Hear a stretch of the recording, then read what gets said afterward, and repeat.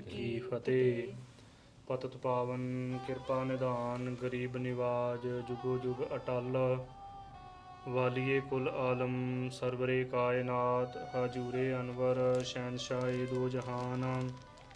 ਧੰਨ ਧੰਨ ਸਤਿਗੁਰੂ ਸ੍ਰੀ ਗੁਰੂ ਗ੍ਰੰਥ ਸਾਹਿਬ ਜੀ ਦੀ ਪਾਵਨ ਪਵਿੱਤਰ ਨਿੱਘੀ ਗੋਦ ਵਿੱਚ ਗੁਰੂ ਰੂਪ ਗੁਰੂ ਖਾਲਸਾ ਸਾਧ ਸੰਗਤ ਜੀਓ, ਵੱਡੇ ਭਾਗਾਂ ਦਾ ਸਦਕਾ ਪੂਰੇ ਸਤਿਗੁਰੂ ਜੀ ਦੀ ਪਾਵਨ ਪਵਿੱਤਰ ਸੰਗਤ ਪ੍ਰਾਪਤ ਹੋਈ। ਸਤਿਗੁਰੂ ਜੀ ਨੇ ਬੜੀ ਮਹਾਨ ਕਿਰਪਾ ਕੀਤੀ ਹੈ। ਅਸੀਂ ਕਲਯੁਗੀ ਜੀਵਾਂ ਦੇ ਉੱਪਰ ਤਰਸ ਕਰਦਿਆਂ ਹੋਇਆਂ ਇਹ ਸਤ ਸੰਗਤ ਦੀਆਂ ਅਮੋਲਕ ਘੜੀਆਂ ਬਖਸ਼ੀਆਂ। ਆਓ ਜੀ, ਸਤਿਗੁਰੂ ਸ੍ਰੀ ਗੁਰੂ ਨਾਨਕ ਦੇਵ ਜੀ ਦੇ ਜੀਵਨ ਕੌਤਕਾਂ ਦੀ ਕਥਾ ਵਿਚਾਰ ਚੱਲ ਰਹੀ ਹੈ। ਕੱਲ੍ਹ ਦੇ ਪ੍ਰਸੰਗ ਦੇ ਵਿੱਚ ਸਤਿਗੁਰੂ ਜੀ ਨੇ ਸੁਭਾਇਮਾਨ ਮੁਖਾਰ ਬਿੰਦ ਤੋਂ ਪਾਵਨ ਪਵਿੱਤਰ ਸ਼ਬਦ ਉਚਾਰਨ ਕੀਤਾ। ਸ਼ਲੋਕ ਮਹੱਲਾ ਪਹਿਲਾ। ਪਹਿਰਾ ਅਗਨ ਹਿਵੈ ਘਰ ਬਾਧਾ, ਭੋਜਨ ਸਾਰ ਕਰਾਈ, ਸਗਲੇ ਦੁਖ ਪਾਣੀ ਕਰ ਪੀਵਾ, ਧਰਤੀ ਹਾਕ ਚਲਾਈ। ਇਹ ਜਿਹੜਾ ਸ਼ਬਦ ਹੈ ਸਤਿਗੁਰੂ ਸ੍ਰੀ ਗੁਰੂ ਨਾਨਕ ਦੇਵ ਜੀ ਨੇ ਉਚਾਰਨ ਕੀਤਾ। ਆਓ ਜੀ, ਅੱਗੇ ਜਿਵੇਂ ਸਿੱਧਾਂ ਦੇ ਨਾਲ ਚਰਚਾ ਹੋ ਰਹੀ ਹੈ, ਮਨ ਚਿੱਤ ਬਿਰਤੀਆਂ ਇਕਾਗਰ ਕਰਕੇ ਗੁਰੂ ਕਾ ਪਾਵਨ ਪਵਿੱਤਰ ਇਤਿਹਾਸ ਸਰਵਣ ਕਰਕੇ ਲਾਹੇ ਪ੍ਰਾਪਤ ਕਰੀਏ ਜੀ। ਦੋਹਰਾ। ਇਹ ਸ਼ਲੋਕ ਸੁਨ ਕੈ ਸਭੈ, ਸਿੱਧਨ ਸਤ ਕਰ ਮਾਨ। ਇਹ ਸ਼ਲੋਕ ਸਤਿਗੁਰੂ ਜੀ ਦਾ ਉਚਾਰਨ ਕੀਤਾ ਹੋਇਆ ਇਹ ਸ਼ਲੋਕ ਜੋ ਮਾਝ ਕੀ ਵਾਰ ਦੇ ਵਿੱਚ ਹੈ, ਸਿੱਧਾਂ ਨੇ ਸੁਣਿਆ ਅਤੇ ਗੁਰੂ ਕੇ ਬਚਨ ਕਹੇ ਹੋਏ ਗੁਰੂ ਕੇ ਬਚਨਾਂ ਨੂੰ ਸਤ ਕਰਕੇ ਮੰਨਿਆ ਹੈ। ਗੋਰ ਖਾਦ ਤੇ ਦੀਨ ਹੈ, ਬੰਦੇ ਜੋ ਰਤ ਪਾਨ। ਗੋਰਖ ਆਦਿਕ ਜਿੰਨੇ ਵੀ ਸਾਰੇ ਸਿੱਧ ਹਨ, ਬੜੇ ਦੀਨ ਹੋ ਕੇ ਸਤਿਗੁਰੂ ਜੀ ਦੇ ਪਾਵਨ ਪਵਿੱਤਰ ਚਰਨਾਂ ਕਮਲਾਂ ਦੇ ਉੱਤੇ ਨਮਸਕਾਰ ਕਰਨ ਲੱਗੇ। ਚੌਪਈ ਅਪਰ ਸਿੱਧ ਸਭ ਬਿਨੈ ਅਲਾਵੈ। ਹੋਰ ਸਾਰੇ ਸਿੱਧ ਸਤਿਗੁਰੂ ਸ੍ਰੀ ਗੁਰੂ ਨਾਨਕ ਦੇਵ ਜੀ ਦੇ ਚਰਨਾਂ ਕਮਲਾਂ ਪਾਸ ਬੇਨਤੀਆਂ ਕਰਦੇ ਨੇ ਬੜੇ ਪ੍ਰੇਮ ਦੇ ਵਿੱਚ। ਭੰਗਰ ਨਾਥ ਨ ਸੀਸ ਨਿਵਾਵੈ। ਜਿਹੜਾ ਭੰਗਰ ਨਾਥ ਹੈ ਨਾ, ਉਹਨੇ ਨਹੀਂ ਸਤਿਗੁਰੂ ਜੀ ਨੂੰ ਨਮਸਕਾਰ ਕੀਤੀ, ਉਹ ਨਹੀਂ ਸਤਿਗੁਰੂ ਜੀ ਦੇ ਅੱਗੇ ਝੁਕਿਆ। ਇਸ ਬਿਦ ਬਚਨ ਕਹਿਤ ਪਾਤ ਬਹੀ। ਤੋ ਭੰਗਰਨਾਥ ਇਹ ਬਚਨ ਕਹਿਣ ਲੱਗਾ ਹੈ, ਪਸ਼ਚਮ ਸੁਰਸਰ ਬਹੀ ਨ ਕਬਹੀ। ਕਹਿਣ ਲੱਗਾ ਕਿ ਪਸ਼ਚਮ ਦੀ ਦਿਸ਼ਾ ਵੱਲ ਕਦੇ ਵੀ ਗੰਗਾ ਨਹੀਂ ਵਹੀ ਹੈ। ਭਾਵ ਕਿ ਗੰਗਾ ਦਾ ਜਲ ਪਸ਼ਚਮ ਵੱਲ ਨਹੀਂ ਚੱਲਿਆ, ਪੱਛੋਂ ਵੱਲ ਕਦੇ ਵੀ ਨਹੀਂ ਚੱਲਿਆ। ਅਸਤ ਨ ਪ੍ਰਾਚੀ ਸਭਿਤਾ ਭਇਓ। ਤੇ ਜਿਹੜਾ ਸੂਰਜ ਹੈ ਉਹ ਪੂਰਬ ਦੀ ਦਿਸ਼ਾ ਵੱਲ ਕਦੇ ਵੀ ਨਹੀਂ ਡੁੱਬਿਆ, ਕਦੇ ਵੀ ਅਸਤ ਨਹੀਂ ਹੋਇਆ। ਧਾਰ ਪੰਖ ਨਹਿ ਮੇਰ ਉੱਡਿਓ। ਜਿਹੜਾ ਸੁਮੇਰ ਪਰਬਤ ਹੈ ਨਾ, ਉਹ ਪੰਖ ਧਾਰਨ ਕਰਕੇ ਭਾਵ ਕੇ ਖੰਭ ਲਾ ਕੇ ਕਦੇ ਨਹੀਂ ਉੱਡਿਆ, ਆਪਣੇ ਅਸਥਾਨ ਦੇ ਉੱਪਰ ਅਚਲ ਰਿਹਾ ਹੈ। ਹਮ ਹੈ ਸਿੱਧ ਜੇ ਗ੍ਰਹਿ ਸਤ ਅਗਾਰੀ। ਕਹਿਣ ਲੱਗਾ ਕਿ ਜਿਵੇਂ ਸੁਮੇਰ ਪਰਬਤ ਨੂੰ ਕਦੇ ਖੰਭ ਨਹੀਂ ਲੱਗੇ, ਸੁਮੇਰ ਪਰਬਤ ਕਦੇ ਉੱਡਿਆ ਨਹੀਂ, ਅਸੀਂ ਵੀ ਆਪਣੇ ਨਿਸ਼ਚੇ ਦੇ ਉੱਪਰ ਖੜੇ ਹਾਂ।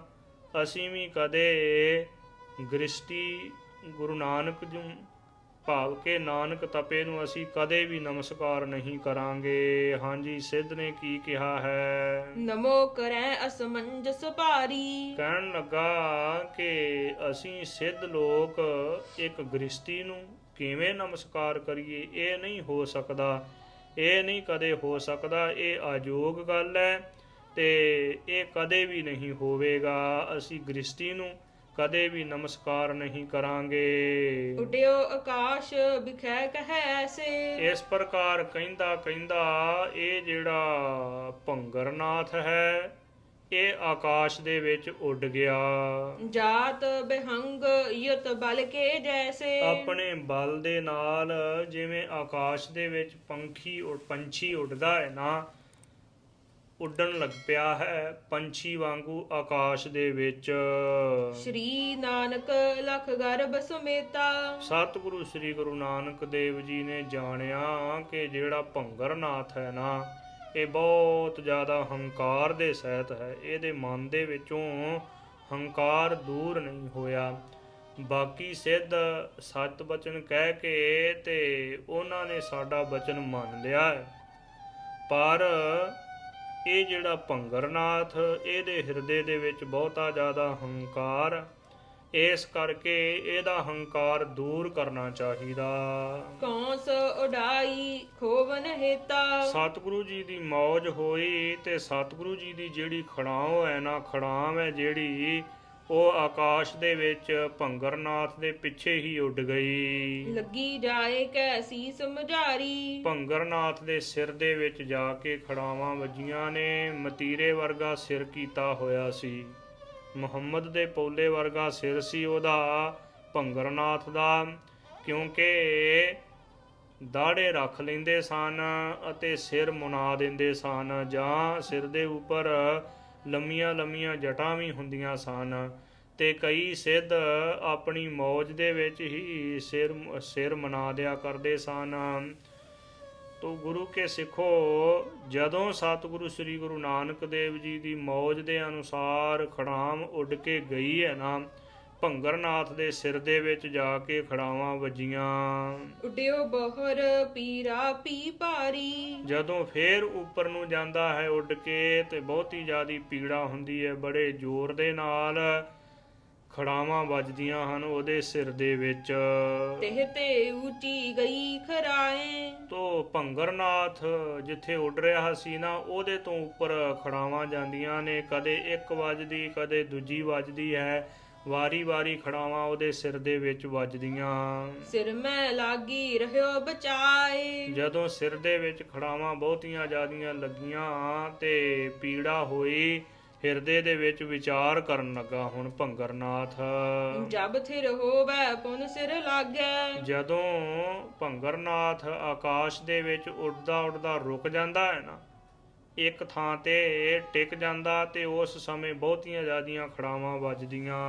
ਹਟੈ ਨ ਕਸ ਜੇ ਅਪਰ ਦਿਸ਼ ਭਾਗੈ। ਜੇ ਹੋਰ ਕਿਸੇ ਪਾਸੇ ਨੂੰ ਭੱਜਦਾ ਹੈ ਨਾ, ਇਧਰ ਨੂੰ ਖੱਬੇ ਸੱਜੇ ਇਧਰ ਉਧਰ ਨੂੰ ਭੱਜਦਾ ਹੈ, ਤੇ ਕਿਸੇ ਵੀ ਤਰ੍ਹਾਂ ਖੜਾਵਾਂ ਉਹਦੇ ਸਿਰ ਦੇ ਵਿੱਚੋਂ ਵੱਜਣੀਆਂ ਹਟਦੀਆਂ ਨਹੀਂ। ਸ਼੍ਰੀ ਨਾਨਕ ਕੀ ਦਿਸ਼ ਜਬ ਆਵੈ। ਜਦੋਂ ਧੰਨ ਧੰਨ ਸਤਿਗੁਰੂ ਸ੍ਰੀ ਗੁਰੂ ਨਾਨਕ ਦੇਵ ਜੀ ਵੱਲ ਨੂੰ ਥੱਲੇ ਨੂੰ ਆਉਂਦਾ ਹੈ, ਸਿਰ ਤੇ ਕੌਂਸ ਲਗਨ ਹਟ ਜਾਵੈ। ਸਿਰ ਦੇ ਵਿੱਚੋਂ ਖੜਾਵਾਂ ਵੱਜਣੀਆਂ ਹਟ ਜਾਂਦੀਆਂ ਨੇ, ਤੇ ਜੇ ਉੱਪਰ ਨੂੰ ਜਾਂਦਾ ਸਿਰ ਦੇ ਵਿੱਚ ਖੜਾਵਾਂ ਵੱਜਦੀਆਂ। ਜਾਣਿਓ ਹਿਰਦੈ ਨ ਹਟਿਓ ਖਰਾਊ।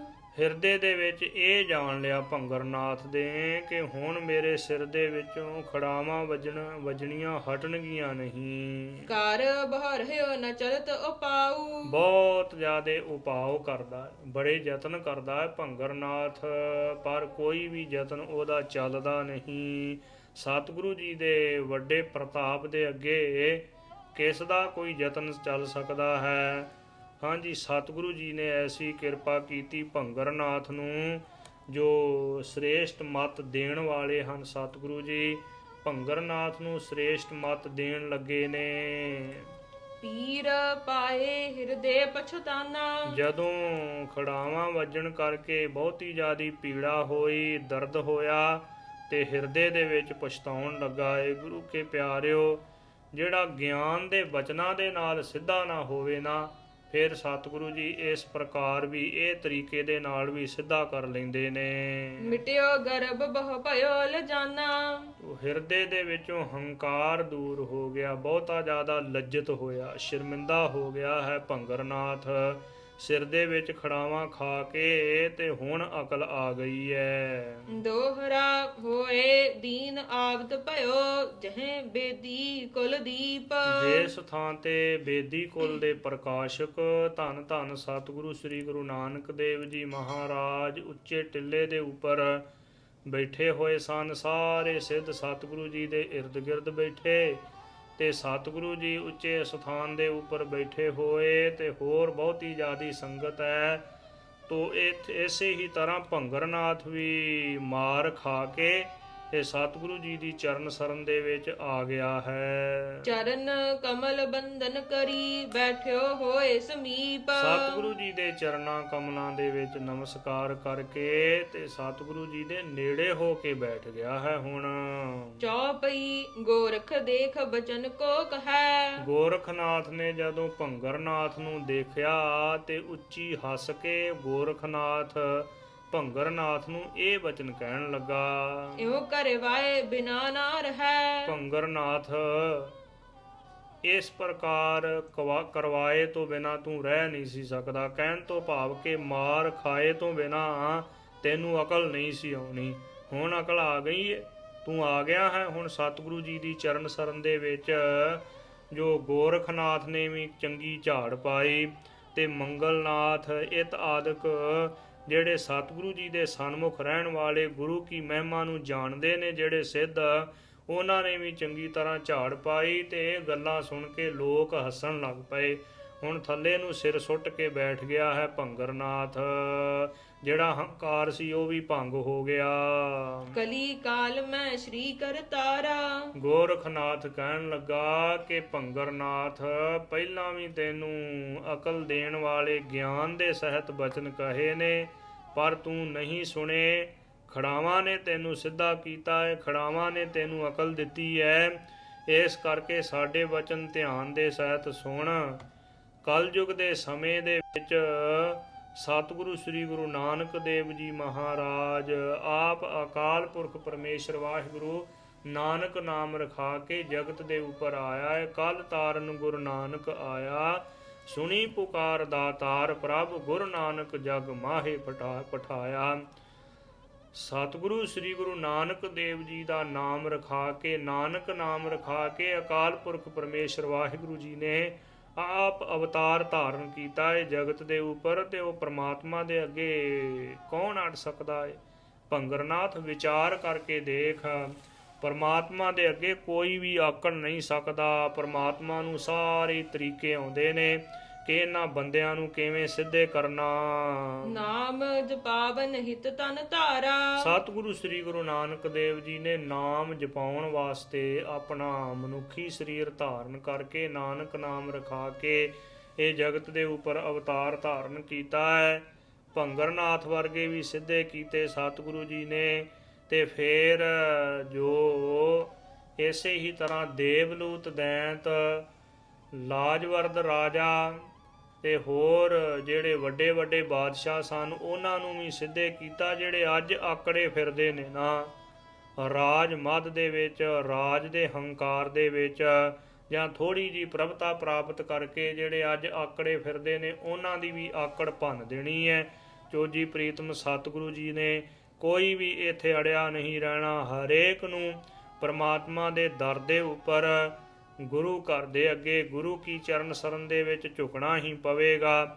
ਜਿਹੜਾ ਇੱਥੇ ਹੰਕਾਰ ਲੈ ਕੇ ਚਲੇ ਗਿਆ, ਅੱਗੇ ਪ੍ਰਮਾਤਮਾ ਦੀ ਦਰਗਾਹ ਦੇ ਵਿੱਚ ਬੜੀ ਬੁਰੀ ਮਾਰ ਪੈਣੀ ਹੈ। ਜਿਹੜੇ ਆਕੜੇ ਫਿਰਦੇ ਹਨ ਉਹਨਾਂ ਦੀ ਆਕੜ ਲੱਥ ਜਾਣੀ ਹੈ। ਇਸ ਕੀ ਸਮਤਾ ਹੋਏ ਨਾ ਕੈਸੇ। ਜੋ ਭੰਗਰਨਾਥ ਨੂੰ ਗੋਰਖਨਾਥ ਕਹਿਣ ਲੱਗਾ, ਮੰਗਲਨਾਥ, ਗੋਰਖਨਾਥ ਤੇ ਇਤ ਆਦਿਕ ਜਿਹੜੇ ਜੋ ਅਨੇਕਾਂ ਹੀ ਸਿੱਧ ਬੈਠੇ ਨੇ ਜਿਨ੍ਹਾਂ ਨੂੰ ਗਿਆਨ ਪ੍ਰਾਪਤ ਹੋ ਗਿਆ, ਉਹ ਕਹਿਣ ਲੱਗੇ ਕਿ ਭੰਗਰਨਾਥ ਇਹਨਾਂ ਦੇ ਬਰਾਬਰ ਕਲਯੁਗ ਦੇ ਸਮੇਂ ਦੇ ਵਿੱਚ ਕੋਈ ਵੀ ਨਹੀਂ ਹੈ। ਬੰਧਨ ਕਰੋ ਭਲਾ ਹੋਏ ਜੈਸੇ। ਜੇ ਨਮਸਕਾਰ ਕਰੇਗਾ ਤੇ ਫੇਰ ਤੇਰਾ ਭਲਾ ਹੋਵੇਗਾ। ਨਮਸਕਾਰ ਕਰ ਸਤਿਗੁਰੂ ਜੀ ਦੀ ਚਰਨ ਸਰਨ ਦੇ ਵਿੱਚ, ਆਪਣੇ ਹੰਕਾਰ ਨੂੰ ਗਵਾ ਕੇ ਮਾਨ ਦੂਰ ਕਰਕੇ ਕਿ ਥੋੜੀਆਂ ਥੋੜੀਆਂ ਤਾਕਤਾਂ ਲੈ ਕੇ ਤੇ ਮਾਨ ਕਰਦਾ ਫਿਰਦਾ ਹੈ, ਹੰਕਾਰ ਦੂਰ ਕਰਕੇ ਸਤਿਗੁਰੂ ਜੀ ਦੀ ਚਰਨ ਸਰਨ ਦੇ ਵਿੱਚ ਨਮਸਕਾਰ ਕਰ। ਨੀਕੇ ਬਚਨ ਸੁਨੋ ਪੁਨ ਕਹੋ। ਫਿਰ ਸਤਿਗੁਰੂ ਜੀ ਦੇ ਸ੍ਰੇਸ਼ਟ ਸੁੰਦਰ ਬਚਨ ਸਰਵਣ ਕਰ ਅਤੇ ਆਪ ਗਿਆਨ ਦੇ ਸਹਿਤ ਬਚਨ ਕਰ। ਤਤ ਗਿਆਨ ਕੋਰ ਮਹਿ ਲਹੋ। ਸਤਿਗੁਰੂ ਜੀ ਜੇ ਗੁਰੂ ਕੀ ਚਰਨ ਸਰਨ ਦੇ ਵਿੱਚ ਸ਼ਰਧਾ ਪ੍ਰੇਮ ਭਾਵਨਾ ਦੇ ਸਹਿਤ ਆਈਏ ਤੇ ਸਤਿਗੁਰੂ ਜੀ ਤਤ ਗਿਆਨ ਬਖਸ਼ਦੇ ਹਨ। ਤਤ ਗਿਆਨ ਤਤ ਸਿਧਾਂਤ ਅਕਾਲ ਪੁਰਖ ਪਰਮੇਸ਼ਰ ਵਾਹਿਗੁਰੂ ਜੀ ਦਾ ਬ੍ਰਹਮ ਗਿਆਨ ਬਖਸ਼ਦੇ ਹਨ ਹਿਰਦੇ ਦੇ ਵਿੱਚ। ਪੁਨ ਗੋਰਖ ਗੁਰ ਸੰਗ ਉਚਾਰਾ। ਫਿਰ ਗੋਰਖਨਾਥ ਨੇ ਸਤਿਗੁਰੂ ਸ੍ਰੀ ਗੁਰੂ ਨਾਨਕ ਦੇਵ ਜੀ ਨੂੰ ਇਹ ਬੇਨਤੀ ਕੀਤੀ। ਕਲੀ ਕਾਲ ਮਹਿ ਕਿਆ ਵਰਤਾਰਾ। ਸਤਿਗੁਰੂ ਜੀ ਨੂੰ ਪੁੱਛਣ ਲੱਗੇ ਸਿੱਧ ਗੋਰਖਨਾਥ ਨੇ ਬੇਨਤੀ ਕੀਤੀ ਕਿ ਨਾਨਕ ਤਪਾ ਜੀਓ ਕਿਰਪਾ ਕਰਕੇ ਦੱਸੋ ਕਲਯੁਗ ਦੇ ਵਿੱਚ ਕੈਸਾ ਵਰਤਾਰਾ ਹੈ ਉਹ ਵੀ ਦੱਸ ਦੇਣਾ ਕਰੋ ਜੀ। ਬੈਠੇ ਸਭ ਹੀ ਸਿੱਧ ਸਮੀਪਾ। ਸਾਰੇ ਹੀ ਸਿੱਧ ਆਪ ਜੀ ਦੇ ਪਾਸ ਬੈਠੇ ਨੇ ਹੁਣ।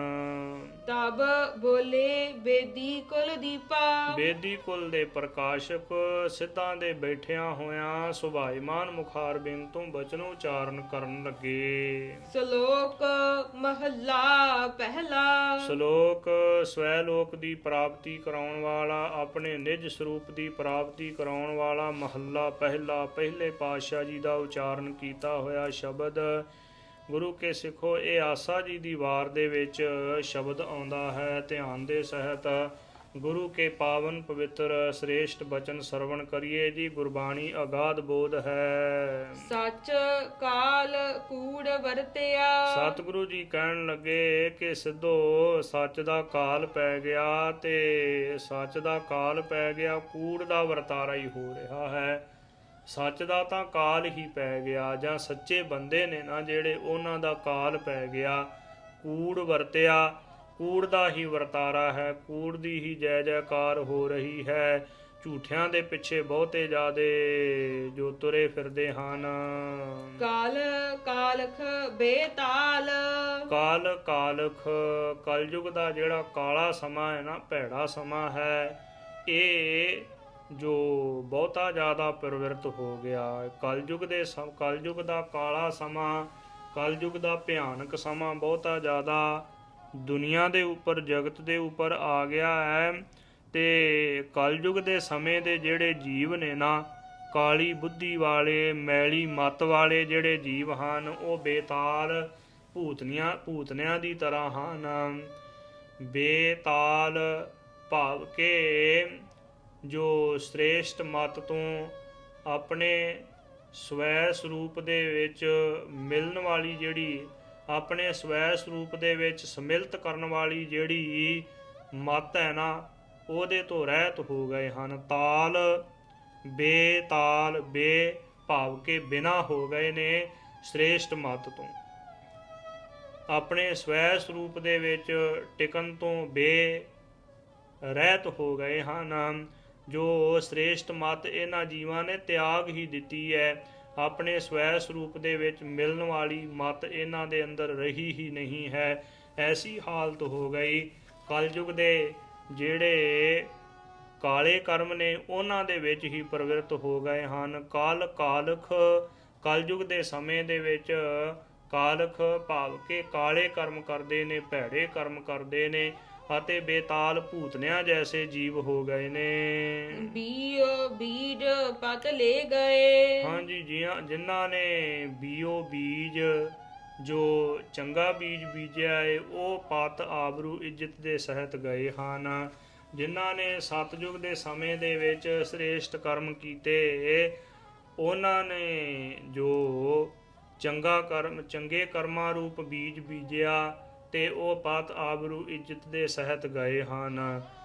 ਜੋ ਸਤਿਯੁਗ ਦੇ ਵਿੱਚ ਦੁਆਪਰ ਦੇ ਵਿੱਚ ਜਿਨ੍ਹਾਂ ਨੇ ਸ੍ਰੇਸ਼ਟ ਕਰਮ ਕੀਤੇ ਭਗਤੀ ਕੀਤੀ ਤਪ ਕੀਤਾ ਯੋਗ ਸਾਧਨਾ ਕੀਤੀ ਉਹ ਜੋ ਪਤ ਆਬਰੂ ਇੱਜ਼ਤ ਦੇ ਸਹਿਤ ਗਏ ਹਨ। ਅਤੇ ਸਤਿਯੁਗ ਦੁਆਪਰ ਤ੍ਰੇਤੇ ਦੇ ਵਿੱਚ ਜਿਨ੍ਹਾਂ ਨੇ ਸ੍ਰੇਸ਼ਟ ਕਰਮ ਕੀਤੇ ਉਹ ਵੀ ਪਤ ਆਬਰੂ ਇੱਜ਼ਤ ਦੇ ਸਹਿਤ ਗਏ ਹਨ।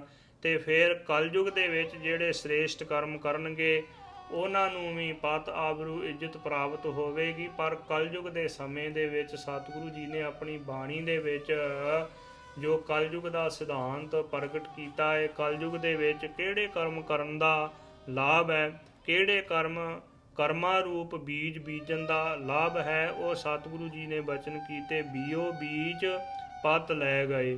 ਜਿਨ੍ਹਾਂ ਨੇ ਜੋ ਸ੍ਰੇਸ਼ਟ ਬੀਜ ਬੀਜਿਆ ਹੈ ਪਰਉਪਕਾਰ ਕਰਨ ਦਾ, ਜੀਵਾਂ ਦਾ ਭਲਾ ਕਰਨ ਦਾ ਅਤੇ ਹੋਰ ਸ੍ਰੇਸ਼ਟ ਕਰਮ ਕਰਨ ਦਾ ਜਿਨ੍ਹਾਂ ਨੇ ਬੀਜ ਬੀਜਿਆ ਉਹ ਸਾਰੇ ਹੀ ਬੀਜ ਤਾਂ ਪ੍ਰਫੁੱਲਤ ਹੋਣਗੇ ਕਲਯੁਗ ਦੇ ਸਮੇਂ ਦੇ ਵਿੱਚ, ਕਿਉਂਕਿ ਭਗਤ ਜੈਦੇਵ ਜੀ ਨੇ ਵੀ ਜੋ ਗੂਜਰੀ ਰਾਗ ਦੇ ਅਖੀਰ ਦੇ ਵਿੱਚ ਜੈਦੇਵ ਜੀ ਦਾ ਜਿਹੜਾ ਪਦਾ ਹੈ ਨਾ, ਉਹਦੇ ਵਿੱਚ ਭਗਤ ਜੈਦੇਵ ਜੀ ਨੇ ਬਚਨ ਕੀਤੇ ਨੇ ਕਿ ਜੋ ਸਤਿਗੁਰੂ ਜੀ ਦੀ ਬਾਣੀ ਦੇ ਵਿੱਚ ਪਾਵਨ ਬਚਨ ਆਏ ਨੇ ਭਗਤ ਜੈਦੇਵ ਜੀ ਦੇ ਕਿ ਕਲਯੁਗ ਦੇ ਸਮੇਂ ਦੇ ਵਿੱਚ ਜਿਹੜੇ ਦੂਜੇ ਕਰਮ ਨੇ ਉਹਨਾਂ ਦਾ ਕੋਈ ਬਹੁਤਾ ਜ਼ਿਆਦਾ ਲਾਭ ਨਹੀਂ ਹੋਣਾ। ਭਗਤ ਜੈਦੇਵ ਜੀ ਦੇ ਬਚਨ ਹਨ ਕਿ ਕਲਯੁਗ ਦੇ ਸਮੇਂ ਦੇ ਵਿੱਚ ਇੱਕ ਪ੍ਰਮਾਤਮਾ ਵਾਹਿਗੁਰੂ ਜੀ ਦੇ ਨਾਮ ਦਾ ਬੀਜ ਬੀਜਿਆ ਹੀ ਪ੍ਰਫੁੱਲਤ ਹੋਣਾ ਹੈ। ਜੋ ਬਚਨ ਆਉਂਦੇ ਨੇ ਅਖੀਰ ਦੇ ਵਿੱਚ ਕਿ ਗੋਬਿੰਦ ਗੋਬਿੰਦ ਗੋਬਿੰਦੇਤ ਜਪ ਨਰ ਸਕਲ ਸਿਧ ਪਦੰ ਜੈ ਦੇਵ ਆਇਓ ਤਸ ਸਫੁਟੰ, ਇਸ ਪ੍ਰਕਾਰ ਦੇ ਬਚਨ ਕਹੇ ਹਨ ਕਿ ਜੋਗੇਨ ਕਿੰਗ ਜਗੇਨ ਕਿੰਗ।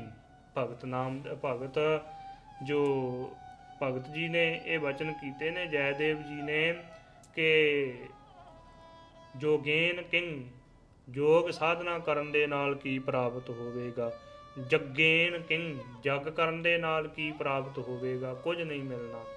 ਯੋਗ ਸਾਧਨਾ ਦੇ ਵਿੱਚ ਕੁਝ ਨਹੀਂ ਹੈ, ਜਗ ਕਰਨ ਦੇ ਵਿੱਚ ਕੁਝ ਨਹੀਂ ਹੈ। ਜੋਗੇਨ ਕਿੰਗ ਜਗੇਨ ਕਿੰਗ ਦਾਨੇਨ ਕਿੰਗ ਤਪਸਾ, ਦਾਨ ਕਰਨ ਦੇ ਨਾਲ ਕੀ ਪ੍ਰਾਪਤ ਹੋਵੇਗਾ, ਕੁਝ ਨਹੀਂ ਮਿਲਣਾ।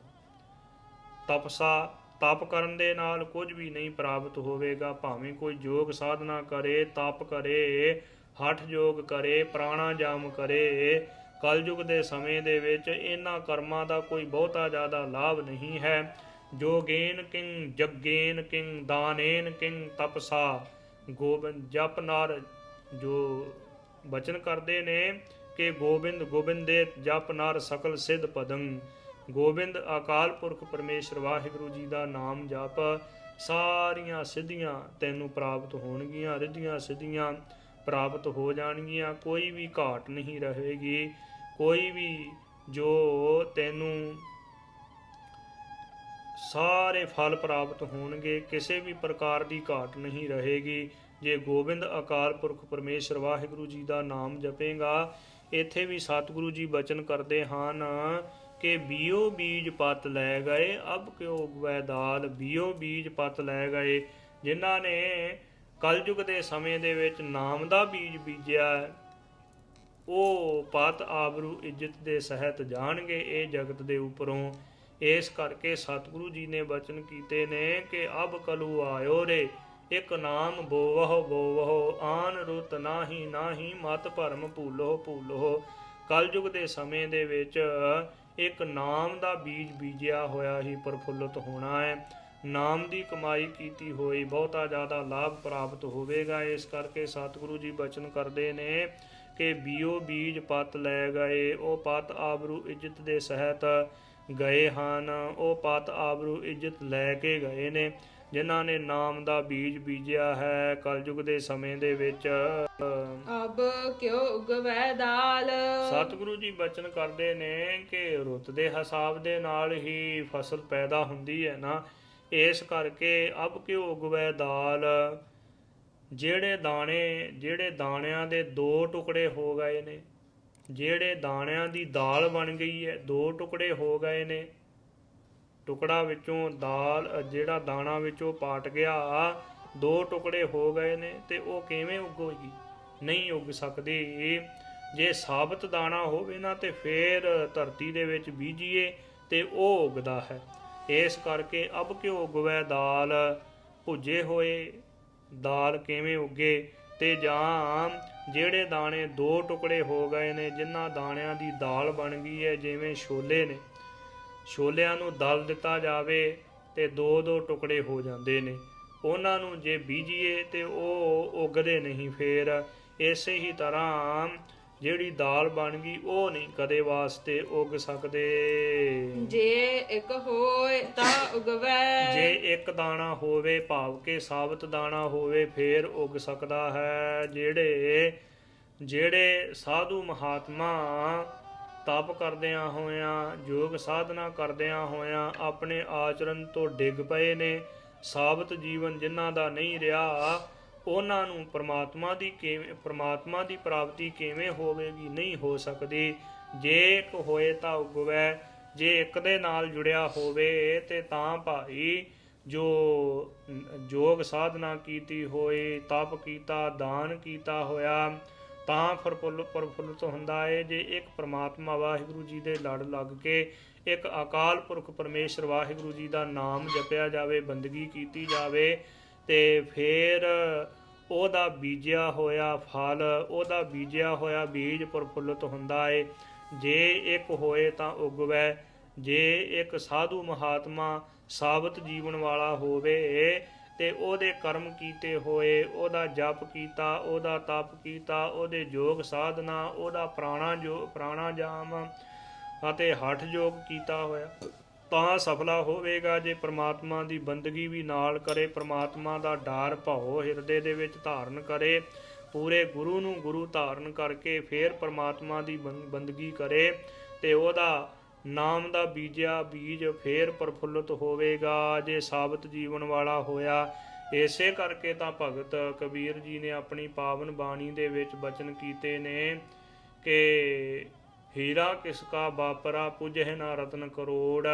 ਇਸ ਪ੍ਰਕਾਰ ਭਗਤ ਕਬੀਰ ਜੀ ਨੇ ਤੋਂ ਬਚਨ ਕੀਤੇ ਨੇ ਪਾਵਨ ਬਾਣੀ ਦੇ ਵਿੱਚ ਕਿ ਜਿਨ੍ਹਾਂ ਦਾ ਜੀਵਨ ਸਾਬਤ ਹੈ, ਉਹ ਗੁਰੂ ਕੇ ਪਿਆਰਿਓ ਪੂਰਨ ਤੌਰ ਤੇ ਲਾਭ ਪ੍ਰਾਪਤ ਕਰਦੇ ਨੇ ਪ੍ਰਮਾਤਮਾ ਦੀ ਬੰਦਗੀ ਕਰਕੇ, ਧਰਮ ਦੇ ਕਰਮ ਕਰਕੇ।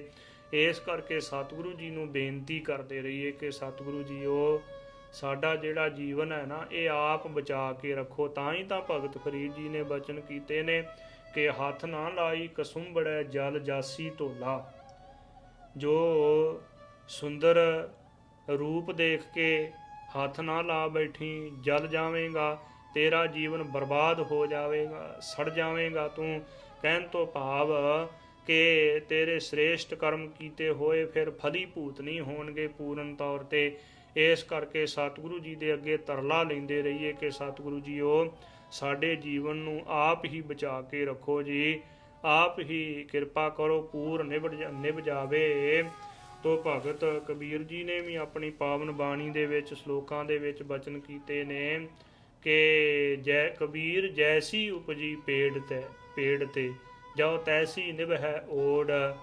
ਇਹ ਜੀਵ ਰੂਪ ਇਸਤਰੀ, ਇਹ ਜੀਵ ਜੈਸਾ ਮਾਤਾ ਦੇ ਗਰਭ ਤੋਂ ਪੈਦਾ ਹੋਇਆ ਹੈ, ਉਸੇ ਤਰ੍ਹਾਂ ਜੇ ਓੜਕ ਤੱਕ ਨਿਭ ਜਾਵੇ, ਜੈਸੀ ਉਪਜੀ ਪੇੜ ਤੇ, ਜੈਸਾ ਮਾਤਾ ਦੇ ਗਰਭ ਤੋਂ ਪੈਦਾ ਹੋਇਆ, ਸੁੱਚਾ ਜੀਵਨ ਲੈ ਕੇ ਆਇਆ, ਉਸੇ ਹੀ ਤਰ੍ਹਾਂ ਜੇ ਤਾਂ ਜੀਵਨ ਤੱਕ ਸਾਰੀ ਜ਼ਿੰਦਗੀ ਇਸੇ ਹੀ ਤਰ੍ਹਾਂ ਭਗਤੀ ਕਰਦਿਆਂ, ਸੇਵਾ ਸਿਮਰਨ ਕਰਦਿਆਂ, ਬੰਦਗੀ ਕਰਦਿਆਂ ਨਿਭ ਜਾਵੇ ਨਾ ਜੀਵਨ, ਤੇ ਭਗਤ ਕਬੀਰ ਜੀ ਕਹਿੰਦੇ ਕਬੀਰ ਜੈਸੀ ਉਪਜੀ ਪੇੜ ਤੇ ਜਾਓ ਤੈਸੀ ਨਿਭੈ ਓੜ।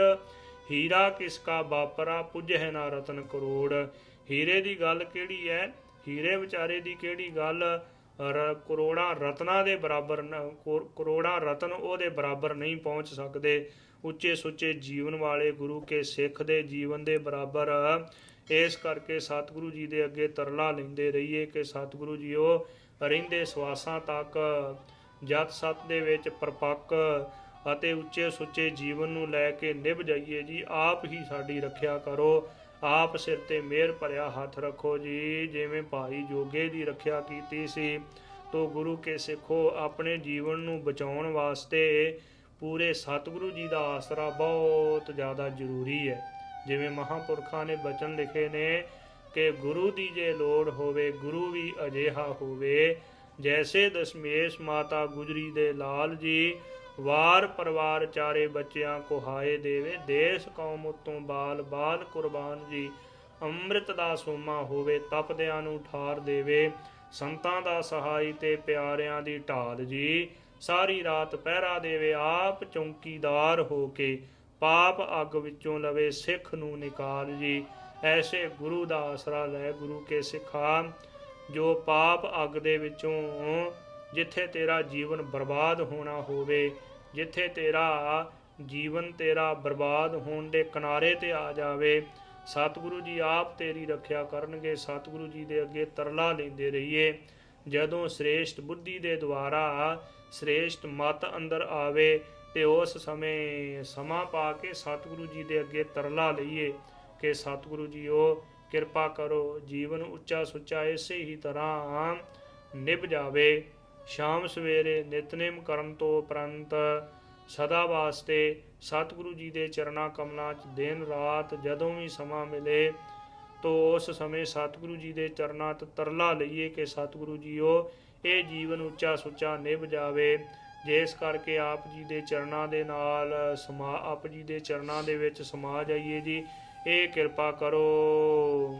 ਰੁੱਤੀ ਰੁੱਤ ਹੋਏ। ਸਤਿਗੁਰੂ ਜੀ ਬਚਨ ਕਰਦੇ, ਜੇ ਇੱਕ ਹੋਏ ਤਾਂ ਉਗਵੇ। ਜੇ ਇੱਕ ਉੱਚੇ ਸੁੱਚੇ ਜੀਵਨ ਵਾਲਾ ਹੋਵੇ ਤੇ ਤਾਂ ਗੁਰੂ ਕੇ ਪਿਆਰਿਓ ਉੱਚੇ ਸੁੱਚੇ ਜੀਵਨ ਦਾ ਲਾਭ ਪ੍ਰਾਪਤ ਕਰ ਸਕਦਾ ਹੈ, ਤਾਂ ਜੀਵਨ ਨੂੰ ਸਫਲਾ ਕਰ ਸਕਦਾ ਹੈ। ਜਿਵੇਂ ਬਚਨ ਆਏ ਨੇ ਬਾਣੀ ਦੇ ਵਿੱਚ ਕਿ ਇੱਕ ਅਧ ਨਾਮ ਨਾਏ ਰਸੀੜਾ ਕਾ ਵਿਰਲੀ ਜਾਏ ਬੁੱਠੀ, ਫਿਰ ਕੋਟ ਮੱਧੇ ਕੋ ਵਿਰਲਾ ਸੇਵਕ ਹੋਰ ਸਗਲੇ ਵਿਵਹਾਰੀ। ਕਰੋੜਾਂ ਦੇ ਵਿੱਚੋਂ ਕੋਈ ਵਿਰਲਾ ਹੀ ਸੇਵਕ ਹੈ, ਹੋਰ ਸਾਰੇ ਆਪਣਾ ਉੱਲੂ ਸਿੱਧਾ ਕਰਨ ਵਾਲੇ ਨੇ।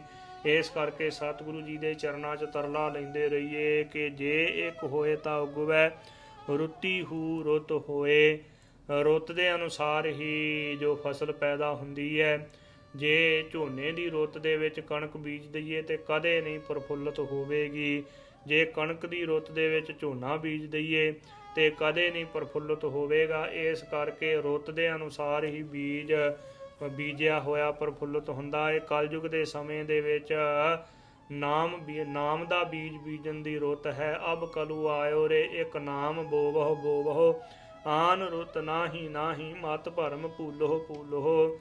ਇਸ ਕਰਕੇ ਕਲਯੁਗ ਦੇ ਸਮੇਂ ਦੇ ਵਿੱਚ ਨਾਮ ਜਪਣ ਦੀ ਰੁੱਤ ਹੈ। ਨਾਮ ਦਾ ਬੀਜ ਬੀਜਿਆ ਹੋਇਆ ਪ੍ਰਫੁੱਲਤ ਹੋਵੇਗਾ। ਨਾਨਕ ਪਾਹੈ ਬਾਹਰਾ। ਹਾਂਜੀ, ਸਤਿਗੁਰੂ ਜੀ ਬਚਨ ਕਰਦੇ ਨੇ ਕਿ ਨਾਨਕ ਪਾਹੈ ਬਾਹਰਾ। ਜਿਸ ਨੂੰ ਪਾਹ ਚੜਿਆ ਹੋਇਆ ਹੈ, ਮਾਇਆ ਦਾ ਪਾਹ ਚੜਿਆ ਹੋਇਆ ਹੈ ਤੇ ਪਾਹ ਤੋਂ ਬਾਹਰਾ ਹੈ। ਕਹਿਣ ਤੋਂ ਭਾਵ ਜਿਵੇਂ ਸਤਿਗੁਰੂ ਜੀ ਨੇ ਬਚਨ ਕੀਤੇ ਨੇ ਕਿ ਇਹੋ ਤਨ ਮਾਇਆ ਪਾਹਿਆ ਪਿਆਰੇ, ਲੀਤੜਾ ਲੱਭ ਰੰਗਾਏ, ਮੇਰੇ ਕੰਤ ਨਾ ਭਾਵੈ ਚੋਲੜਾ ਪਿਆਰੇ, ਕਿਉ ਧਨ ਸੇਜੈ ਜਾਏ। ਇਹ ਜਿਹੜਾ ਤਨ ਹੈ ਨਾ, ਇਹਨੂੰ ਮਾਇਆ ਦਾ ਪਾਹ ਚੜਿਆ ਹੋਇਆ ਹੈ। ਜਿੰਨਾ ਸਮਾਂ ਭਗਤੀ ਦਾ ਪਾਹ ਨਹੀਂ ਚੜਿਆ, ਭਗਤੀ ਦੇ ਪਾਹ ਤੋਂ ਬਾਹਰਾ ਹੈ। ਜਿਵੇਂ ਕੱਪੜੇ ਨੂੰ ਰੰਗ ਚੜਾਉਣਾ ਹੋਵੇ ਤੇ ਪਹਿਲਾਂ ਪਾਹ ਚੜਾਇਆ ਜਾਂਦਾ ਹੈ, ਪਾਹ ਦਿੱਤਾ ਜਾਂਦਾ ਹੈ ਚੰਗੀ ਤਰ੍ਹਾਂ ਉਬਾਲ ਕੇ।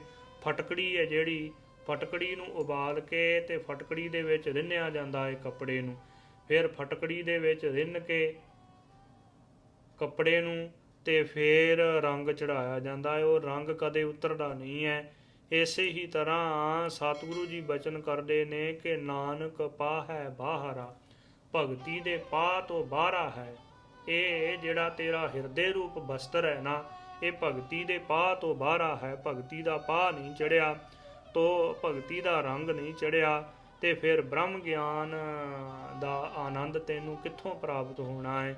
ਭਗਤੀ ਨਹੀਂ ਕੀਤੀ, ਸੇਵਾ ਸਿਮਰਨ ਨਹੀਂ ਕੀਤਾ ਤੋ ਕਿੱਥੋਂ ਤੈਨੂੰ ਇਹ ਬ੍ਰਹਮ ਗਿਆਨ ਦੀ ਪ੍ਰਾਪਤੀ ਹੋ ਜਾਣੀ ਹੈ, ਜਾਂ ਪ੍ਰਮਾਤਮਾ ਦੀ ਪ੍ਰਾਪਤੀ ਤੇਰੇ ਹਿਰਦੇ ਦੇ ਵਿੱਚ ਕਿਵੇਂ ਹੋਵੇਗੀ ਜਦੋਂ ਭਗਤੀ ਦਾ ਪਾਹ ਹੀ ਨਹੀਂ ਚੜਿਆ।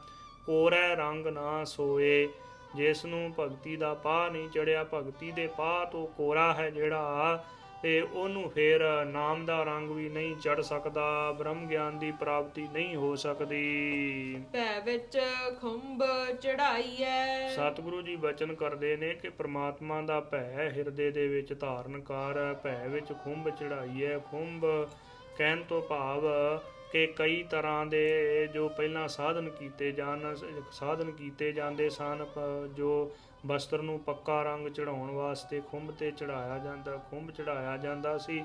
ਤੋ ਇਸ ਪ੍ਰਕਾਰ ਸਤਿਗੁਰੂ ਜੀ ਬਚਨ ਕਰਦੇ ਨੇ ਜੇ ਪ੍ਰਮਾਤਮਾ ਦਾ ਜਿਹੜਾ ਭੈ ਧਾਰਨ ਕਰਨਾ ਹੈ ਨਾ ਹਿਰਦੇ ਦੇ ਵਿੱਚ, ਇਹੋ ਹੀ ਖੁੰਭ ਚੜਾਉਣਾ ਹੈ। ਸ਼ਰਮ ਪਾਹ ਤਨ ਹੋਏ। ਜੋ ਬੁਰੇ ਕਰਮਾਂ ਵੱਲੋਂ ਸ਼ਰਮ ਕਰਨੀ ਅਤੇ ਜੋ ਪਾਤ ਆਬਰੂ ਇੱਜ਼ਤ ਦੇ ਸਹਿਤ ਸੋਹਣਾ ਉੱਚਾ ਸੁੱਚਾ ਜੀਵਨ ਹੋਣਾ, ਇਹ ਪਾ ਚੜਾਉਣਾ ਕਰ। ਕਹਿਣ ਤੋਂ ਭਾਵ ਕਿ ਪ੍ਰੇਮ ਦਾ ਪਾ ਚੜ ਗਿਆ, ਜਦੋਂ ਪਰਮਾਤਮਾ ਦੀ ਭਗਤੀ ਦਾ ਰੰਗ ਚੜ ਗਿਆ ਤੇ ਫਿਰ ਹਿਰਦੇ ਦੇ ਵਿੱਚ ਜੋ ਬੁਰੇ ਕਰਮਾਂ ਵੱਲੋਂ ਸ਼ਰਮ ਧਾਰਨ ਕਰੇਗਾ।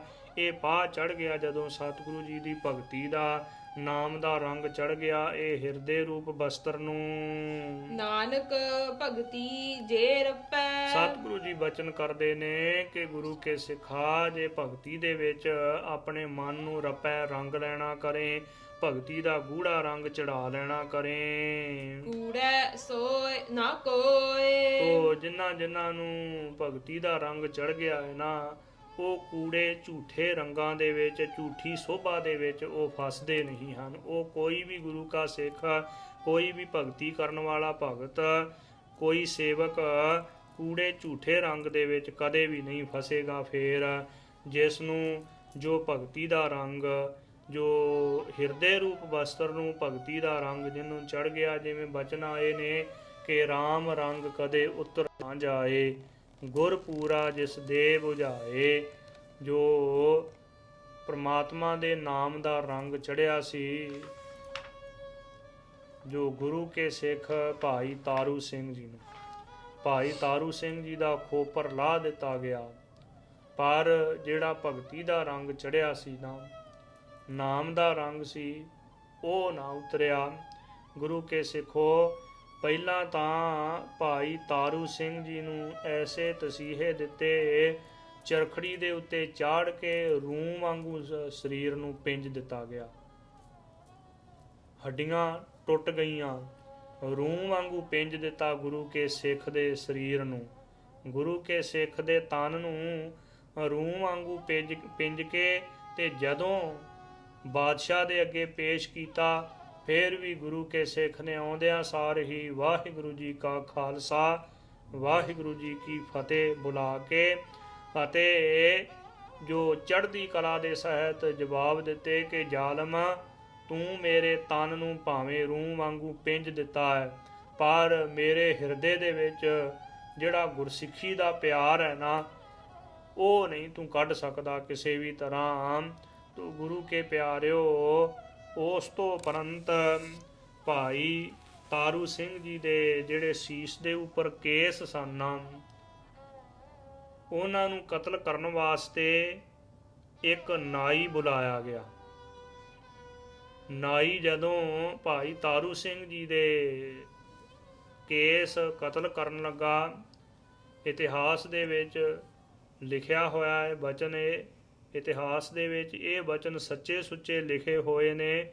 ਕਈ ਵੀਰ, ਢਾਡੀ ਵੀਰ ਜਾਂ ਹੋਰ ਸਿੰਘ ਪ੍ਰਚਾਰਕ ਭਾਵੇਂ ਕਹਿ ਦਿੰਦੇ ਨੇ, ਹੋਰ ਤਰ੍ਹਾਂ ਇਤਿਹਾਸ ਸੁਣਾਉਂਦੇ ਨੇ ਆਪਣੇ ਹਿਸਾਬ ਦੇ ਨਾਲ, ਪਰ ਭਾਈ ਰਤਨ ਸਿੰਘ ਭੰਗੂ ਦੇ ਇਤਿਹਾਸ ਦੇ ਵਿੱਚ ਲਿਖਿਆ ਹੋਇਆ ਹੈ ਕਿ ਭਾਈ ਤਾਰੂ ਸਿੰਘ ਜੀ ਦੇ ਸੀਸ ਦੇ ਕੇਸ, ਸਿਰ ਦੇ ਕੇਸ ਜਦੋਂ ਕਤਲ ਕਰਨ ਲੱਗਾ ਸੀ ਨਾ ਮੋਚੀ ਜ਼ਾਲਮ ਦੇ ਹੁਕਮ ਦੇ ਨਾਲ, ਤੇ ਉਸ ਸਮੇਂ ਗੁਰੂ ਕੇ ਸਿੱਖੋ ਕੈਂਚੀ ਨੂੰ ਦੰਦੇ ਪੈ ਜਾਇਆ ਕਰਦੇ ਸਨ। ਕਈ ਕੈਂਚੀਆਂ ਬਦਲੀਆਂ ਤੇ ਆਖਰ ਦੇ ਵਿੱਚ ਨਾਈ ਅੰਨਾ ਹੋ ਗਿਆ। ਨਾਈ ਨੇ ਹਾਲ ਦਵਾਈ ਪਾ ਦਿੱਤੀ, ਕਹਿਣ ਲੱਗਾ ਕਿ ਮੈਂ ਇਹ ਕੰਮ ਨਹੀਂ ਕਰ ਸਕਦਾ, ਮੈਨੂੰ ਭਾਵੇਂ ਕਤਲ ਕਰ ਦਿਓ, ਮੈਨੂੰ ਭਾਵੇਂ ਮਾਰ ਦਿਓ, ਪਰ ਮੈਂ ਨਹੀਂ ਇਹ ਕੰਮ ਕਰਨਾ। ਉਸ ਤੋਂ ਉਪਰੰਤ ਗੁਰੂ ਕੇ ਸਿੱਖੋ ਭਾਈ ਤਾਰੂ ਸਿੰਘ ਜੀ ਨੂੰ ਸ਼ਹੀਦ ਕਰਨ ਵਾਸਤੇ ਭਾਈ ਤਾਰੂ ਸਿੰਘ ਜੀ ਦਾ ਖੋਪਰ ਲਾਉਣ ਵਾਸਤੇ ਜ਼ਾਲਮ ਨੇ ਹੁਕਮ ਕੀਤਾ ਤੇ ਮੋਚੀ ਆ ਗਿਆ। ਮੋਚੀ ਨੇ ਰੰਬੀ ਖੋਪਰ ਦੇ ਉੱਪਰ ਲਾ ਕੇ ਤੋ ਮੱਥੇ ਤੋਂ ਜੋ ਰੰਬੀ ਦੇ ਉੱਪਰ ਥੋੜਾ ਮਾਰ ਕੇ ਤੇ ਖੋਪਰ ਲਾ ਦਿੱਤਾ। ਭਾਈ ਤਾਰੂ ਸਿੰਘ ਜੀ ਦਾ ਖੋਪਰ ਲੱਥ ਗਿਆ, ਗਿੱਚੀ ਤੱਕ ਖੋਪਰ ਲੱਥ ਗਿਆ। ਗੁਰੂ ਕੇ ਪਿਆਰਿਓ, ਗੁਰੂ ਕੇ ਸਿੱਖ ਨੇ ਜੋ ਬਚਨ ਕੀਤਾ ਸੀ ਨਾ ਕਿ ਗੁਰੂ ਕੇ ਖਾਲਸੇ ਦੀ ਸਿੱਖੀ ਕੇਸਾਂ ਸਵਾਸਾਂ ਨਾਲ ਨਿਭੇਗੀ, ਇਹ ਜ਼ਾਲਮ ਜ਼ਕਰੀਆ ਬਹੁਤਾ ਜ਼ਿਆਦਾ ਗੁੱਸੇ ਦੇ ਵਿੱਚ ਉਸ ਸਮੇਂ ਆਇਆ ਸੀ ਕਿ ਸਿੱਖੀ ਪੁਕਾਰਦਾ ਹੈ ਤੂੰ, ਤੇਰੇ ਕੇਸ ਜਿਹੜੇ ਸਿਰ ਦੇ ਕੇਸ ਨੇ ਨਾ, ਉਹਨਾਂ ਉਸ ਸਿਰ ਦੇ ਉੱਪਰ ਮੈਂ ਜੁੱਤੀਆਂ ਮਾਰ ਮਾਰ ਕੇ ਤੇਰੇ ਸਿਰ ਦੇ ਕੇਸ ਉਹਦਾ ਉਖਾੜ ਦੇਵਾਂਗਾ। ਭਾਈ ਤਾਰੂ ਸਿੰਘ ਜੀ ਨੇ ਜਦੋਂ ਕੇਸਾਂ ਦੀ ਬੇਅਦਬੀ ਦੇ ਸੰਬੰਧ ਦੇ ਵਿੱਚ ਐਸੇ ਖੋਟੇ ਵਚਨ ਸੁਣੇ ਜ਼ਾਲਮ ਦੇ ਮੂੰਹ ਤੋਂ, ਤੇ ਉਸ ਸਮੇਂ ਭਾਈ ਤਾਰੂ ਸਿੰਘ ਜੀ ਨੇ ਬਚਨ ਕੀਤੇ ਸਨ ਕਿ ਐ ਜ਼ਾਲਮ, ਤੇਰੇ ਸਿਰ ਦੇ ਵਿੱਚ ਖਾਲਸੇ ਦੀਆਂ ਜੁੱਤੀਆਂ ਵੱਜਣਗੀਆਂ। ਜੁੱਤੀਆਂ ਖਾਂਦਾ ਖਾਂਦਾ ਹੀ ਤੂੰ ਆਪਣੇ ਪ੍ਰਾਣ ਤਿਆਗ ਜਾਵੇਂਗਾ। ਖਾਲਸੇ ਦਾ ਇਹ ਸੱਚਾ ਸੁੱਚਾ ਬਚਨ ਹੈ। ਤੋ ਭਾਈ ਤਾਰੂ ਸਿੰਘ ਜੀ ਨੇ ਜੋ ਬਚਨ ਕੀਤਾ ਸੀ ਨਾ, ਉਹ ਬਚਨ ਪੂਰਾ ਹੋਇਆ। ਭਾਈ ਤਾਰੂ ਸਿੰਘ ਜੀ ਦਾ ਖੋਪਰ ਤਾਂ ਲਾ ਦਿੱਤਾ ਜ਼ਾਲਮਾਂ ਨੇ। ਤੋ 22 ਦਿਨ ਭਾਈ ਤਾਰੂ ਸਿੰਘ ਜੀ ਜਿਉਂਦੇ ਰਹੇ ਹਨ। ਖਾਈ ਦੇ ਵਿੱਚ ਸੁੱਟ ਦਿੱਤਾ ਸੀ। ਖਾਈ ਦੇ ਵਿੱਚੋਂ ਗੁਰੂ ਕੇ ਸਿੱਖਾਂ ਨੇ ਧਰਮਸ਼ਾਲਾ ਦੇ ਵਿੱਚ ਲਿਆਂਦਾ ਅਤੇ ਭਾਈ ਤਾਰੂ ਸਿੰਘ ਜੀ ਨੇ ਜੋ ਬਚਨ ਕੀਤਾ ਸੀ ਨਾ, ਜਦੋਂ ਤੋਂ ਭਾਈ ਤਾਰੂ ਸਿੰਘ ਜੀ ਦਾ ਖੋਪਰ ਲਾ ਦਿੱਤਾ ਗਿਆ, ਉਸ ਸਮੇਂ ਤੋਂ ਹੀ ਜ਼ਾਲਮ ਨੂੰ ਪਿਸ਼ਾਬ ਦਾ ਬੰਨ ਪੈ ਗਿਆ। ਬਹੁਤ ਜ਼ਿਆਦਾ ਦੁਖੀ ਹੋਣ ਲੱਗਾ। ਜਦੋਂ ਦਰਦ ਹੋਇਆ, ਹਕੀਮਾਂ ਨੂੰ ਬੁਲਾਇਆ, ਕਾਜੀ ਮੌਲਾਨਿਆਂ ਨੂੰ ਬੁਲਾਇਆ ਅਤੇ ਜਿਹੜੇ ਮੰਤਰ ਪੜ੍ਹਨ ਵਾਲੇ ਸਨ ਕਾਜੀ ਮੌਲਾਨੇ, ਉਹ ਮੰਤਰ ਪੜ੍ਹਨ ਲੱਗੇ, ਪਰ ਕੋਈ ਵੀ ਯਤਨ ਕੀਤਾ ਹੋਇਆ ਨਾ ਚੱਲਿਆ ਉਹਨਾਂ ਦਾ। ਤੇ ਗੁਰੂ ਕੇ ਸਿੱਖੋ ਜਦੋਂ ਮੰਤਰ ਪੜ੍ਹਦੇ ਸਨ ਤੇ ਸ਼ਹੀਦ ਸਿੰਘ ਉਹਨਾਂ ਨੂੰ ਮਾਰ ਮਾਰ ਕੇ ਭਜਾਉਂਦੇ ਸਨ। ਜਦੋਂ ਮੰਤਰ ਪੜ੍ਹ ਕੇ ਤੇ ਜੋ ਪੀਰ ਫਕੀਰ ਹੋਰਾਂ ਸ਼ਕਤੀਆਂ ਨੂੰ ਕਰਾਮਾਤਾਂ ਨੂੰ ਬੁਲਾਉਂਦੇ, ਸਿੰਘ ਕੋਰੜੇ ਮਾਰ ਮਾਰ ਕੇ ਉਹਨਾਂ ਨੂੰ ਭਜਾ ਦਿਆ ਕਰਦੇ ਸਨ। ਸ਼ਹੀਦ ਸਿੰਘ ਪ੍ਰਗਟ ਹੋ ਕੇ, ਜੋ ਸ਼ਹੀਦ ਸਿੰਘ ਜਾਂ ਤਾਂ ਜ਼ਾਲਮ ਜ਼ਕਰੀਏ ਨੂੰ ਦਿਸਦੇ ਤੇ ਜਾਂ ਫਿਰ ਜਿਹੜੇ ਪੀਰ ਫਕੀਰ ਆਉਂਦੇ ਸਨ ਉਹਦੀ ਰੱਖਿਆ ਕਰਨ ਵਾਸਤੇ ਮੰਤਰਾਂ ਦੇ ਅਧੀਨ, ਜੰਤਰ ਮੰਤਰਾਂ ਦੇ ਅਧੀਨ ਉਹਨਾਂ ਨੂੰ ਜੋ ਸ਼ਹੀਦ ਸਿੰਘ ਭਜਾ ਦਿਆ ਕਰਦੇ ਸਨ। ਆਖਰ ਨੂੰ ਜਦੋਂ ਭਾਈ ਸੁਬੇਗ ਸਿੰਘ ਦੇ ਪਾਸੋਂ ਪੁੱਛਿਆ ਗਿਆ ਤੇ ਉਸ ਸਮੇਂ ਉਹਨੇ ਦੱਸਿਆ ਕਿ ਭਾਈ ਤਾਰੂ ਸਿੰਘ ਜੀ ਨੇ ਕੀ ਬਚਨ ਕੀਤਾ ਸੀ।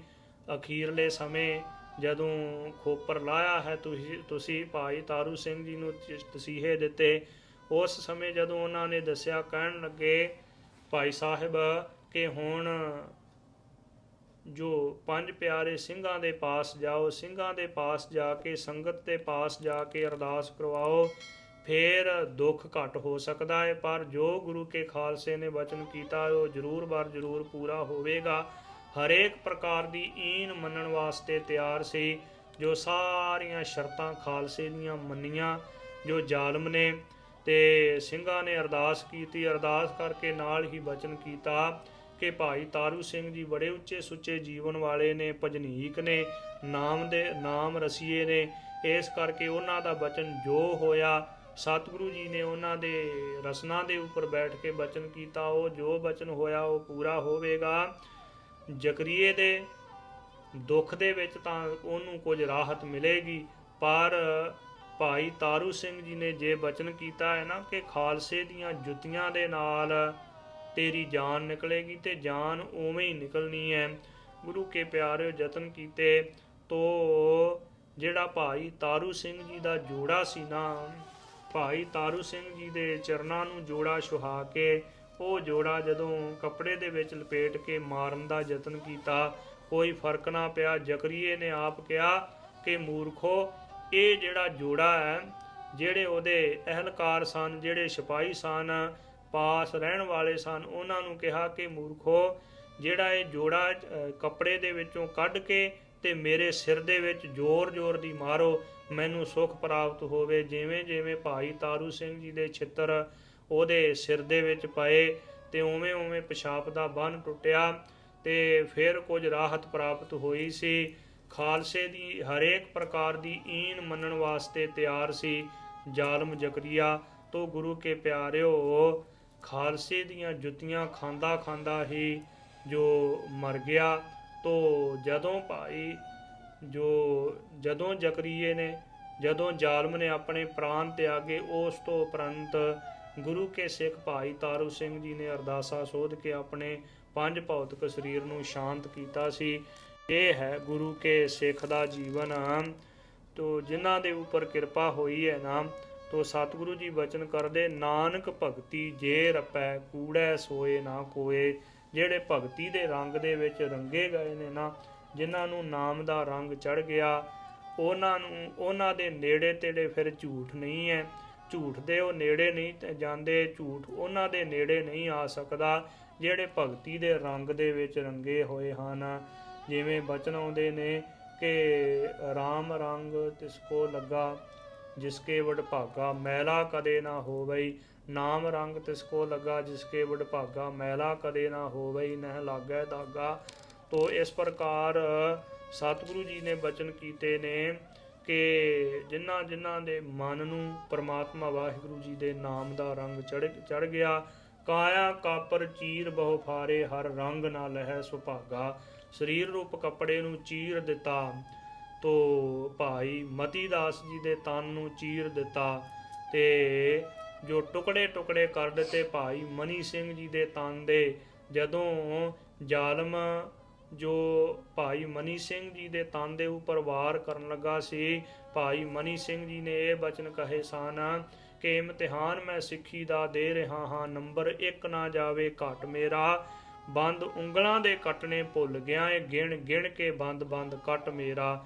ਮੇਰੀਆਂ ਉਂਗਲਾਂ ਦੇ ਜਿਹੜੇ ਬੰਦ ਸਨ, ਉਂਗਲਾਂ ਦੇ ਜੋੜ ਸਨ ਜ਼ਾਲਮਾ, ਉਹ ਕੱਟਣੇ ਭੁੱਲ ਗਿਆ ਏ, ਗਿਣ ਗਿਣ ਕੇ ਬੰਦ ਬੰਦ ਕੱਟ। ਜੋੜ ਨੇ ਜਿਹੜੇ ਉਂਗਲਾਂ ਦੇ ਜੋੜ, ਇਹ ਸਾਰੇ ਗਿਣ ਗਿਣ ਕੇ ਕੱਟ। ਤੋ ਕਿਉਂਕਿ ਮੇਰੇ ਗੁਰੂ ਦਾ ਇਹ ਹੁਕਮ ਹੈ ਕਿ ਬਾਣੀ ਦੇ ਵਿੱਚ ਲੀਨ ਰਹਿਣਾ, ਤੇ ਤੇਰੇ ਮਾਲਕ ਦਾ ਇਹ ਹੁਕਮ ਹੈ ਕਿ ਸਿੱਖ ਦੇ ਬੰਦ ਬੰਦ ਕੱਟਣੇ। ਤੂੰ ਆਪਣੇ ਮਾਲਕ ਦਾ ਹੁਕਮ ਬਜਾ, ਆਪਣੇ ਮਾਲਕ ਦਾ ਹੁਕਮ ਪੂਰਾ ਕਰ, ਤੇ ਮੈਂ ਆਪਣੇ ਸਤਿਗੁਰੂ ਜੀ ਦੇ ਹੁਕਮ ਨੂੰ ਚੰਗੇ ਤਰੀਕੇ ਦੇ ਨਾਲ ਨਿਭਾ ਰਿਹਾ ਹਾਂ। ਸਤਿਗੁਰੂ ਜੀ ਮੇਰੀ ਸਿੱਖੀ ਕੇਸਾਂ ਸਵਾਸਾਂ ਦੇ ਨਾਲ ਨਿਭਾ ਰਹੇ ਹਨ। ਭਾਈ ਮਨੀ ਸਿੰਘ ਜੀ ਨੇ ਸਿੱਖੀ ਕੇਸਾਂ ਸਵਾਸਾਂ ਦੇ ਨਾਲ ਨਿਭਾਈ। ਭਾਈ ਮਨੀ ਸਿੰਘ ਜੀ ਦੇ ਤਨ ਦੇ ਟੁਕੜੇ ਟੁਕੜੇ ਕਰਕੇ ਟੋਕਰੇ ਦੇ ਵਿੱਚ ਪਾ ਦਿੱਤਾ ਸੀ। ਬ੍ਰਹਮ ਗਿਆਨੀ ਵਾਲੀ 8ਵੀਂ ਅਸ਼ਟਪਦੀ ਚੱਲ ਰਹੀ ਸੀ। ਟੋਕਰੇ ਦੇ ਵਿੱਚੋਂ ਹੀ, ਟੋਕਰੇ ਦੇ ਵਿੱਚ ਜਿਹੜੇ ਟੁਕੜੇ ਸਨ ਉਹਨਾਂ ਦੇ ਵਿੱਚੋਂ ਹੀ ਆਵਾਜ਼ ਆ ਰਹੀ ਸੀ। ਸ੍ਰੀ ਸੁਖਮਨੀ ਸਾਹਿਬ ਜੀ ਦੇ ਸੰਪੂਰਨ ਭੋਗ ਨੂੰ ਪਾ ਕੇ, ਅਖੀਰਲੀਆਂ ਪੰਕਤੀਆਂ ਪੜ੍ਹ ਕੇ, ਫਤਿਹ ਬੁਲਾ ਕੇ, ਤੇ ਫਿਰ ਭਾਈ ਮਨੀ ਸਿੰਘ ਜੀ ਨੇ ਆਪਣੇ ਤਨ ਨੂੰ ਸ਼ਾਂਤ ਕੀਤਾ ਸੀ। ਭਾਈ ਤਾਰੂ ਸਿੰਘ ਜੀ ਵੀ ਇਸੇ ਹੀ ਤਰ੍ਹਾਂ ਆਪਣੇ ਬਚਨਾਂ ਨੂੰ ਪੂਰਨ ਨਿਭਾ ਕੇ ਤੇ ਫਿਰ ਗੁਰੂ ਕੇ ਪਿਆਰੇ ਸ਼ਹੀਦ ਹੋਏ ਸਨ। ਬਾਬਾ ਬੰਦਾ ਸਿੰਘ ਬਹਾਦਰ, ਉਹਨਾਂ ਦਾ ਸਪੁੱਤਰ ਭਾਈ ਅਜੈ ਸਿੰਘ 4 ਸਾਲਾਂ ਦਾ ਸੀ, ਉਹ ਵੀ ਗੁਰਸਿੱਖੀ ਦੇ ਵਿੱਚ ਪਰਪੱਕ ਰਿਹਾ। ਐਸੇ ਗੁਰੂ ਕੇ ਸਿੱਖਾਂ ਦੇ ਜੀਵਨ ਪੜ੍ਹ ਕੇ ਤੇ ਅਸੀਂ ਵੀ ਸਤਿਗੁਰੂ ਜੀ ਦੇ ਚਰਨਾਂ ਦੇ ਵਿੱਚ ਤਰਲਾ ਲਈਏ ਕਿ ਸਤਿਗੁਰੂ ਜੀਓ, ਐਸੇ ਗੁਰੂ ਕੇ ਸਿੱਖਾਂ ਦੇ ਜੀਵਨ ਤੋਂ ਸਿੱਖਿਆ ਲੈ ਕੇ ਗੁਰਸਿੱਖੀ ਦੇ ਵਿੱਚ ਪਰਪੱਕ ਹੋਈਏ, ਅਤੇ ਜੋ ਰਹਿੰਦੇ ਸਵਾਸਾਂ ਤੱਕ ਆਪ ਜੀ ਦੀ ਸਿੱਖੀ ਕੇਸਾਂ ਸਵਾਸਾਂ ਦੇ ਨਾਲ ਨਿਭ ਜਾਵੇ। ਹੋਰ ਅਨੇਕਾਂ ਹੀ ਗੁਰੂ ਕੇ ਸਿੱਖ ਹੋਏ ਨੇ ਜਿਨ੍ਹਾਂ ਨੇ ਕੇਸਾਂ ਸਵਾਸਾਂ ਦੇ ਨਾਲ ਗੁਰੂ ਕੀ ਸਿੱਖੀ ਨਿਭਾਈ ਅਤੇ ਆਪਣੇ ਜੀਵਨ ਨੂੰ ਉੱਚਾ ਸੁੱਚਾ ਰੱਖਿਆ ਗੁਰਬਾਣੀ ਦੇ ਨਾਲ ਜੋੜ ਕੇ। ਸਤਿਗੁਰੂ ਜੀ ਆਪ ਹੀ ਗੁਰਬਾਣੀ ਦੀ ਦਾਤ ਸਾਡੀ ਝੋਲੀ ਦੇ ਵਿੱਚ ਪਾ ਦਿਓ, ਗੁਰਸਿੱਖੀ ਦੀ ਦਾਤ ਝੋਲੀ ਦੇ ਵਿੱਚ ਪਾ ਦਿਓ, ਜਿਸ ਕਰਕੇ ਅੰਤਰ ਆਤਮੇ ਪਿਆਰ ਦੇ ਸਹਿਤ ਆਪ ਜੀ ਦੀ ਪਿਆਰੀ ਗੁਰਸਿੱਖੀ ਰਹਿਤ ਮਰਿਆਦਾ ਦੇ ਵਿੱਚ ਪਰਪੱਕ ਰਹਿ ਕੇ ਨਿਭਾਈਏ। ਇਹ ਕਿਰਪਾ ਕਰੋ ਜੀ। ਵਿਚਾਰ ਕਰਦਿਆਂ ਹੋਈਆਂ ਬੇਅੰਤ ਭੁੱਲਾਂ ਦੀ ਮੁਆਫੀ ਬਖਸ਼ਣੀ ਸਤਿਗੁਰੂ ਜੀ ਅਤੇ ਸਤਿਗੁਰੂ ਜੀ ਦੀ ਸਾਧ ਸੰਗਤ ਬਖਸ਼ਣਹਾਰ। ਲੇਖੈ ਕਤਹਿ ਨਾ ਛੂਟੀਐ, ਖਿਨ ਖਿਨ ਫੂਲਣਹਾਰ। ਬਖਸ਼ਣਹਾਰ ਬਖਸ਼ ਲੈ, ਨਾਨਕ ਪਾਰ ਉਤਾਰ। ਭੈ ਵਿੱਚ ਖੰਭ ਚੜਾਈਐ, ਸਰਮ ਪਾਹੁ ਤਨ ਹੋਏ। ਨਾਨਕ ਭਗਤੀ ਜੇ ਰਪੈ, ਕੂੜੈ ਸੋਏ ਨਾ ਕੋਏ। ਵਾਹਿਗੁਰੂ ਜੀ ਕਾ ਖਾਲਸਾ, ਵਾਹਿਗੁਰੂ ਜੀ ਕੀ